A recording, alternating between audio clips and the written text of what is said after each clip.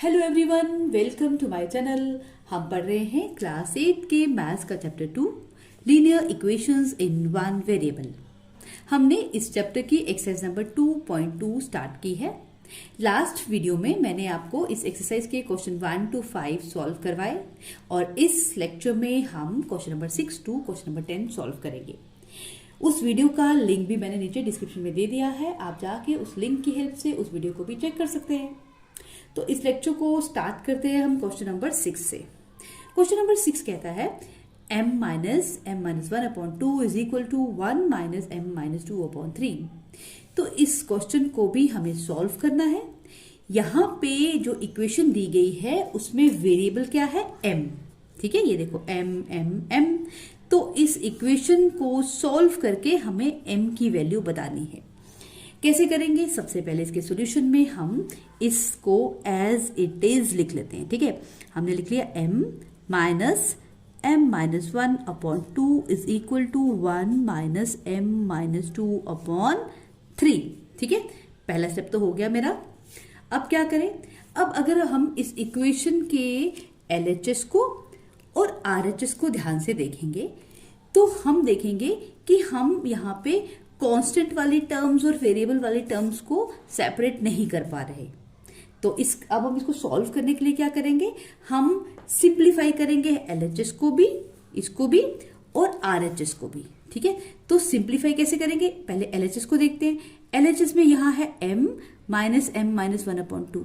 इन दोनों टर्म्स को सिंप्लीफाई करने के लिए मुझे यहाँ पे कुछ नहीं है तो मैं 1 लगा लेती हूँ। मुझे इन दोनों का एलसीएम लेना है 1 और 2 का। तो 1 और 2 का एलसीएम क्या आ जाता है, 2। वो लिख लिया मैंने यहाँ पे। ठीक है, अब क्या करेंगे, हम देखेंगे 1 कितने जा 2 होता है, 1 तो 2 जा 2 होता है, वो 2m से मल्टीप्लाई हो जाएगा। तो बनेगा यहाँ पे 2m। ठीक है, यहाँ 2 इंटू m लिख देती हूँ मैं, 2 इंटू m। ये समझ आया है मैंने 2 कहाँ से लिया? अब नेक्स्ट क्या होगा, ये तो मैंने सॉल्व कर लिया, ये माइनस यहाँ पे लिख देती हूं मैं। अब हम देखेंगे 2 कितने जा 2 होता है, 2 तो 1 जा 2 होता है, तो वो 1 m माइनस 1 से मल्टीप्लाई हो जाएगा। ठीक है, तो इसलिए मैंने इसको यहाँ पे 1 को लिखा और ब्रैकेट में इसको लिख दिया। ठीक है, इज इक्वल टू यहाँ पे RHS जो है, RHS को भी सिंप्लीफाई करना पड़ेगा। इसको सिंप्लीफाई करने के लिए भी देखो यहाँ कुछ नहीं है, तो इसका मतलब है यहाँ 1 है। तो हम यहाँ पे 1 और 3 का एलसीएम लिख देंगे विच इज 3, और ऊपर 1 3 जा 3, इसलिए इस 1 को 3 से मल्टीप्लाई करेंगे, माइनस 3 1 जा 3 होता है, तो वो 1 मल्टीप्लाई होगा m माइनस 2 से। ठीक है, ये स्टेप हो गया। अब आगे क्या करेंगे, इन ब्रैकेट्स को ओपन करते हैं। 2 इंटू m इज 2m, यहाँ पे -1 into m is minus m, and -1 into -1 is +1। ठीक है, और नीचे 2 आ गया। नेक्स्ट स्टेप में ऐसे ही रहा, 3 1 जा 3, ये bracket open, -1 into m is -m, -1 into -2 is +2, और नीचे आ गया 3। ठीक है, ये स्टेप समझ आ गया। अब क्या करें, अब हम यहां देखें 2m और m, ये तो लाइक टर्म्स हैं, इनको हम सॉल्व कर सकते हैं। सॉल्व करने के लिए हमें इन दोनों को माइनस करना पड़ेगा। 2m में से एक m को माइनस कर दो तो हमारे पास रह जाता है सिर्फ m। ठीक है, और +1 को ऐसे ही मैंने लिख दिया, नीचे 2 है। यहां पर ये जो -m है इसको तो हम नहीं सॉल्व करेंगे, लेकिन ये 3 और 2 ये दोनों कांस्टेंट टर्म्स हैं, ये आपस में सॉल्व हो जाएंगी। तो 3 + 2 इज 5, यहां मैंने लिख दिया 5 माइनस m/3। ठीक है, ये स्टेप समझ आ गया आपको। अब क्या करें, अब हम जैसे हमने क्वेश्चन नंबर 3 4 में किया था, हम क्या करेंगे, ये जो 3 है इसको ले जाएंगे यहाँ पे ऊपर और इससे मल्टीप्लाई कर देंगे। ये 2 यहाँ ऊपर चला जाएगा और इससे मल्टीप्लाई हो जाएगा, तो इसे कहते हैं क्रॉस मल्टीप्लिकेशन। ठीक है, हम क्रॉस मल्टीप्लिकेशन करेंगे। जब इसे ऊपर लेके जाएंगे तो हमें ऐसे लिखना पड़ेगा, 3 इधर आ गया। ठीक है, ये यहाँ पे, और m+1 को ब्रैकेट में लिखेंगे क्योंकि 3 इन दोनों से मल्टीप्लाई होगा। ठीक है, इज इक्वल टू इसकी अपनी जगह पे, ये 2 यहाँ आ गया, 5 माइनस m को भी मुझे ब्रैकेट में लिखना है क्योंकि ये 2 जब ऊपर आएगा इन दोनों से मल्टीप्लाई होगा। ठीक है, अब आगे करते हैं। आगे सिर्फ इन ब्रैकेट्स को ओपन करना है। 3 into m is 3m, 3 into 1 is 3। ठीक है, इस स्टेप को ध्यान से देखो। हम क्या कर रहे हैं, ये नंबर इससे भी मल्टीप्लाई हो रहा है और ये नंबर इससे भी मल्टीप्लाई हो रहा है। ठीक है, 3m = 3m, 3 इंटू 1 3। इसी तरह से ये 2 पहले 5 से मल्टीप्लाई होगा, फिर ये 2 -m से मल्टीप्लाई होगा। तो क्या आएगा, इक्वल टू के इस तरफ 2 5 = 10 and 2 into -m is -2m। ठीक है, ये स्टेप समझ आ गया। अब नेक्स्ट स्टेप देखते हैं। नेक्स्ट स्टेप में हम क्या करेंगे, अब हम देख सकते हैं कि ये है m वाली टर्म और ये भी है m वाली टर्म। तो m वाली टर्म्स को हम इक्वल टू के इस तरफ रखते हैं और कॉन्स्टेंट्स को इस तरफ। इसको जब मैं यहाँ पे ट्रांसपोज करूंगी यानी शिफ्ट करूंगी तो क्या लिखूंगी मैं यहाँ पे, 3m + 2m। ठीक है, ये जब यहाँ आया तो प्लस क्यों बन गया, क्योंकि जैसे ही हम इसको ट्रांसपोज करते हैं तो साइन चेंज हो जाता है, यहाँ पे नेगेटिव यहाँ पॉजिटिव, इज इक्वल टू 10, ये +3 बन जाएगा -3 जब इस तरफ शिफ्ट होगा। ठीक है, अब आगे देखो, 3m + 2m is 5m is equal to 10 - 3 is 7।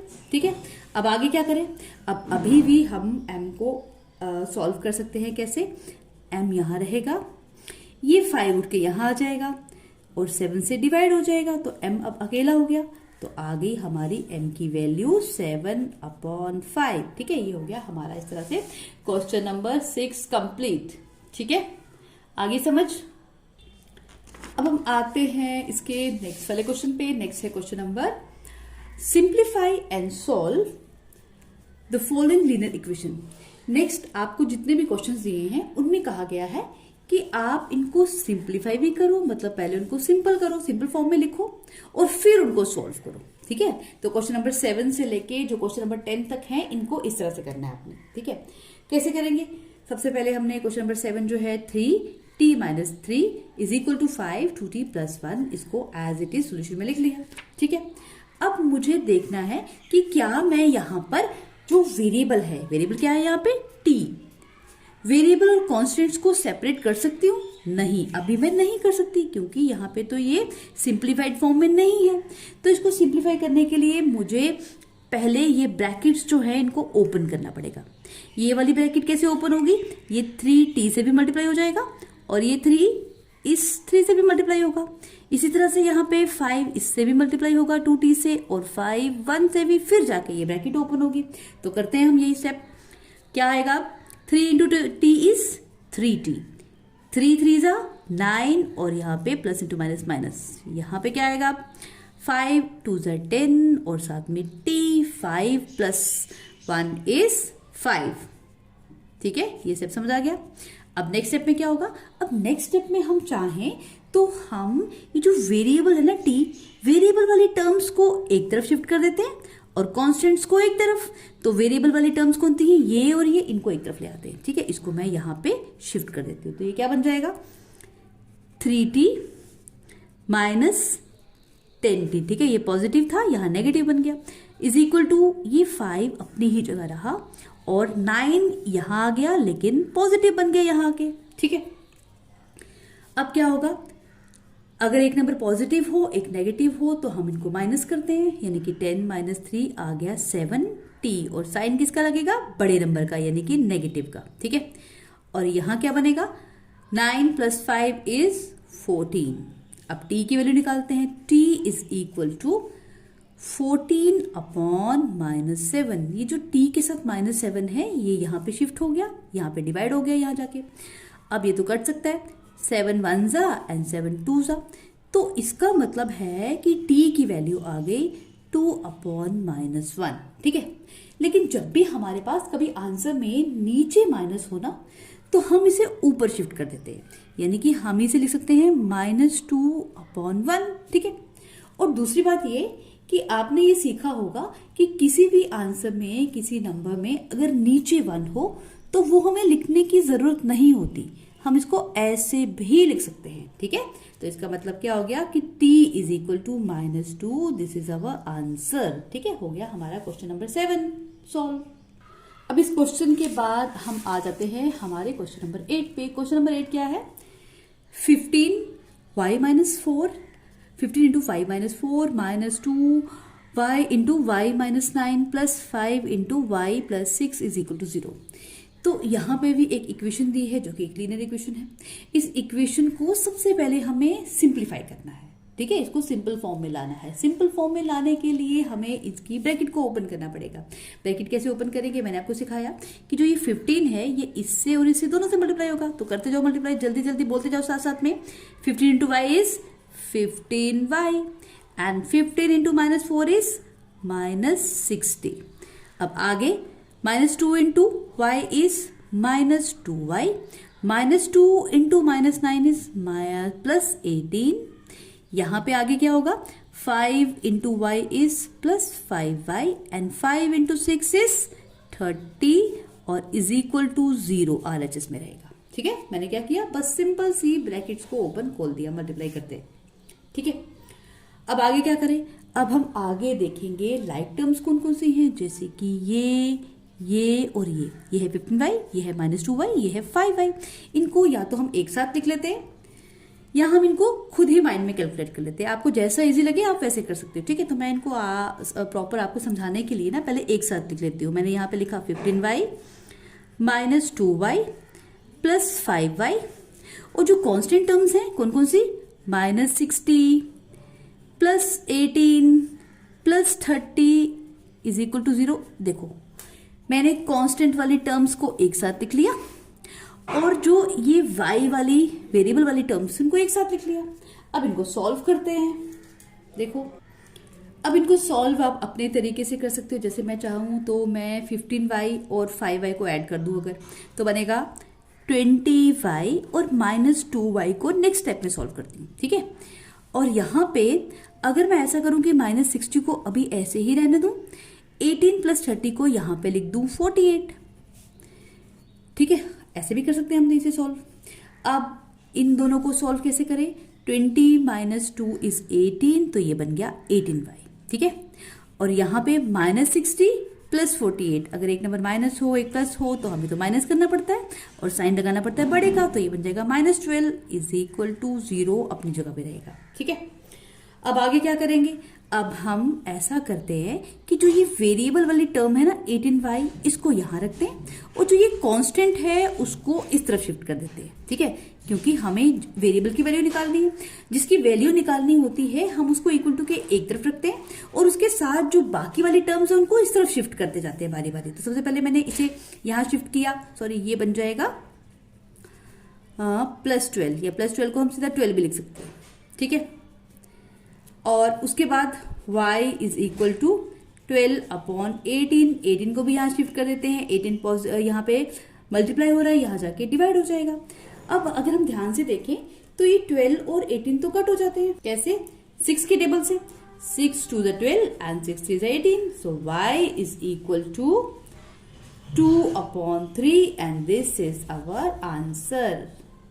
ठीक है, तो इसके बाद है हमारा क्वेश्चन नंबर 9। क्वेश्चन नंबर 9 ना बिल्कुल क्वेश्चन नंबर 8 से मिलता जुलता है।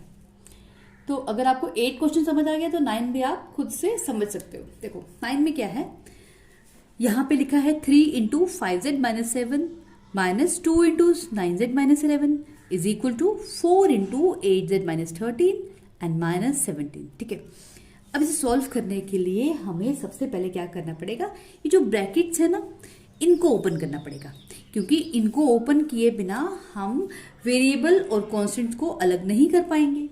तो हम ऐसा करते हैं कि सबसे पहले इन ब्रैकेट्स को ही ओपन करते जाते हैं। अब ब्रैकेट्स को ओपन करना मैंने आपको सिखाया था ना, हम क्या करते हैं, इस ब्रैकेट वाले जो बाहर वाला नंबर है ब्रैकेट के, उसको पहली टर्म और दूसरी टर्म दोनों से मल्टीप्लाई करेंगे। यहाँ पे भी ये 2 इससे भी मल्टीप्लाई होगा, इससे भी, इस तरफ ये 4 8z से भी मल्टीप्लाई होगा और -13 से भी।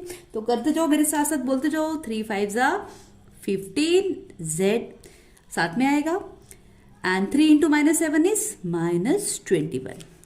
नेक्स्ट क्या होगा, -2 इंटू 9 इज -18 और साथ में z, -2 इंटू -11 इज +22। ठीक है, जब आप इनको मल्टीप्लाई करोगे ना तो साइन का ध्यान रखना है, साइन भी मल्टीप्लाई होंगे आपस में। ठीक है, नंबर्स भी होंगे साथ में साइन भी, क्योंकि बहुत बच्चे इसी चीज में गलती कर देते हैं। अब आगे देखो, 4 8 = 32, तो दोनों पॉजिटिव है इसलिए +32 आ जाएगा, दिस इज 32z। ठीक है, 4 इंटू -13 क्या बनेगा, -52, और ये -17 एज इट इज यहां रहेगा।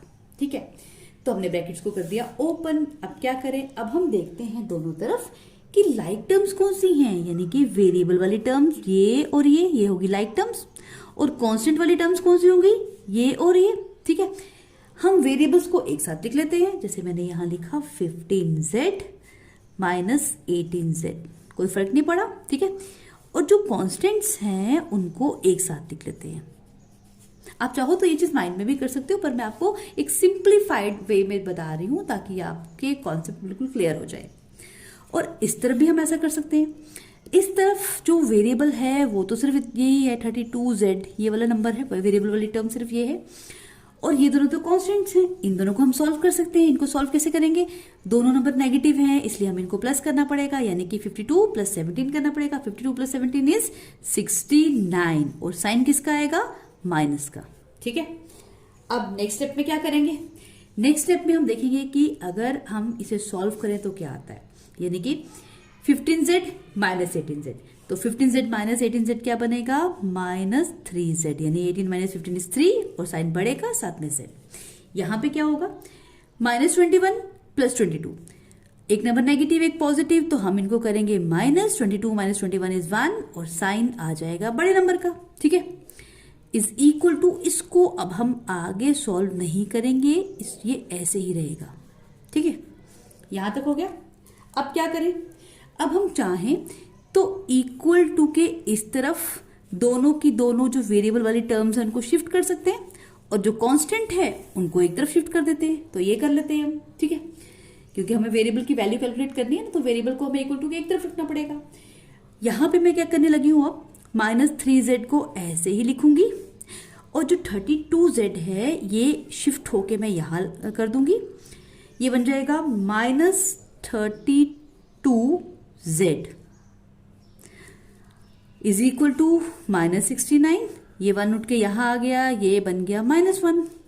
अब आगे सॉल्व करते हैं, 3z minus 32z is 35z, और साइन आ जाएगा नेगेटिव का। ठीक है, दोनों को हमने प्लस किया, साइन बड़े का लगाया, यहां पर इन दोनों को प्लस करना पड़ेगा, साइन बढ़ेगा।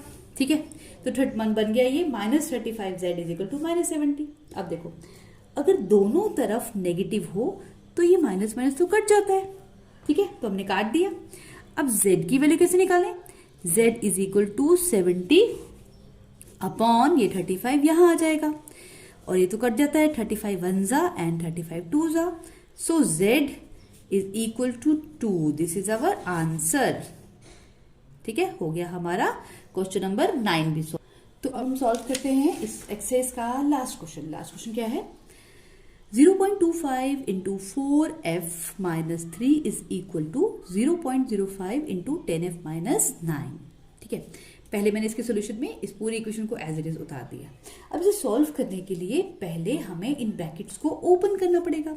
तो इसको ओपन कैसे करेंगे, हम पहले लिखेंगे 0.025 इंटू 4f। ठीक है, ये समझ आया, ये नंबर ब्रैकेट के फर्स्ट नंबर से मल्टीप्लाई होगा और ये नंबर ब्रैकेट के सेकेंड नंबर से मल्टीप्लाई होगा। जब ये इससे मल्टीप्लाई होगा तो मैंने यहाँ पे ये लिख दिया। अब आगे क्या होगा, ये प्लस इंटू माइनस बन जाएगा माइनस 0.25 इंटू 3। ठीक है, इससे मल्टीप्लाई भी हो गया, इज इक्वल टू यहाँ पे भी क्या होगा 0.05 मल्टीप्लाई हो जाएगा 10f के साथ पहले।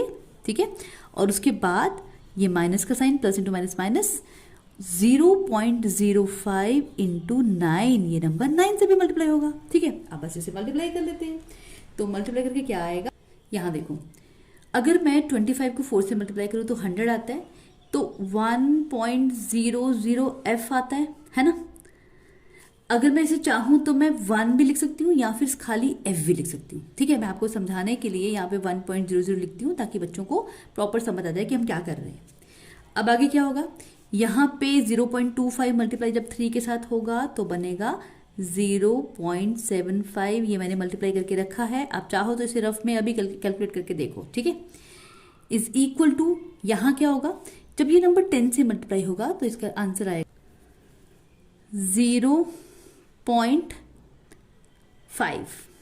ठीक है, और साथ में f, और ये बनेगा माइनस, जब 9 मल्टीप्लाई होगा इसके साथ तो बनेगा 9 5 45 और यहाँ आ जाएगा पॉइंट यानी कि 0.45। ठीक है, और अब हम इसे कैसे सॉल्व करेंगे? अब इसे सॉल्व करने से पहले ना मैं इसे ऐसे लिख लेते, देखो 1.00 का मतलब तो होता है 1, तो 1f को मैं f लिख सकती हूँ ना खाली, इसलिए मैंने यहाँ पे f लिख लिया। इसको अभी हम ऐसे ही रहने देते हैं, कुछ भी नहीं करेंगे, 0.0f माइनस 0.45। ठीक है, अब क्या करेंगे हम कि जो ये वेरिएबल वाले टर्म्स हैं उनको इस तरफ शिफ्ट करते हैं और कॉन्स्टेंट्स को इस तरफ, तो यहां बन जाएगा f माइनस 0.5f और इस तरफ बन जाएगा माइनस 0.45 प्लस 0.75। ठीक है, ये उठ के यहां शिफ्ट हो गया। अब क्या होगा, अब हम चाहें तो इस नंबर को कैसे लिख सकते हैं? देखो ये f है, इसको मैंने ऐसे ही रहने दिया। 0.5f को क्या मैं ऐसे लिख सकती हूँ? देखो इसको ध्यान से देखना, पॉइंट को हटा के इसे 5/10f लिख सकते हैं ना, पॉइंट की जगह 1 और पॉइंट के पीछे एक नंबर है इसलिए 0, और इस तरफ ये नंबर है नेगेटिव, ये पॉजिटिव, तो 0.45 को माइनस करेंगे 0.75 में से, तो आंसर क्या आ जाएगा? आंसर आएगा हमारा 0.30 यानी कि 0.30। ठीक है, ये बन गया। अब यहां पे हम देखें, ये तो कट हो सकता है, 5 1 जा एंड 5 2 जा, तो यहां क्या नंबर रह गया? f minus 1/2f is equal to 0.30। अब इसे कैसे सॉल्व करें? इसे सॉल्व करने के लिए देखो यहाँ पे तो ये नंबर, हम इसके नीचे कुछ नहीं है तो हम लिख सकते हैं यहाँ पे f/1, तो ये है f/1, और यहाँ पे क्या होगा, ये 1 अगर f से मल्टीप्लाई हो तो बन जाता है f और नीचे यहाँ 2। ठीक है, मैंने इसे मल्टीप्लाई किया तो ये आ गया f/2, यहाँ पे है f/1, और इससे अभी मैंने कुछ भी नहीं करना। अब आगे इन दोनों का एलसीएम लेना पड़ेगा, इनका एलसीएम लेंगे तो आएगा 2, और अब क्या होगा, 1 2 जा 2 होता है, तो 2f से मल्टीप्लाई हो जाएगा तो बनेगा 2f, और ये माइनस एज इट इज, 2 1 जा 2 होता है, 1 को f से मल्टीप्लाई करेंगे तो f आ जाएगा। ठीक है, ये सब समझ आया, इज इक्वल टू 0.30। अब आगे से सॉल्व करते हैं, 2f में से f को माइनस करेंगे तो क्या बचेगा? सिर्फ 1f को हम f लिख सकते हैं, f/2 इज इक्वल टू 0.30। ठीक है, ये समझ आया, f/2 इज इक्वल टू 0.30। अब f की वैल्यू कैसे निकालेंगे? ये टूट के यहां शिफ्ट हो जाएगा। ठीक है, तो आगे जो आंसर है वो मैं यहां लिख देती हूँ। इसके बाद नेक्स्ट स्टेप क्या होगा, यहां से मैं यहां शिफ्ट हो रही हूं, हम लिखेंगे f is equal to 0.30 into 2 which is equal to, ये जब मल्टीप्लाई होगा तो बनेगा 0.60, तो f का आंसर आ गया हमारा 0.60। ठीक है, तो ये होगी हमारी एक्सरसाइज नंबर 2.2 कंप्लीट। अब मिलते हैं नेक्स्ट वीडियो में, लेकिन जाने से पहले आपको याद दिला दूं, अगर आप चैनल में नए हैं और आपने चैनल को सब्सक्राइब नहीं किया तो जल्दी से मेरे चैनल को सब्सक्राइब कीजिए, लाइक बटन दबाइए और प्यारा सा कमेंट लिखना ना भूलिए। तो मिलते हैं अब नेक्स्ट वीडियो में नेक्स्ट एक्सरसाइज के लिए, तब तक के लिए बाय बाय, टेक केयर, खुश रहो।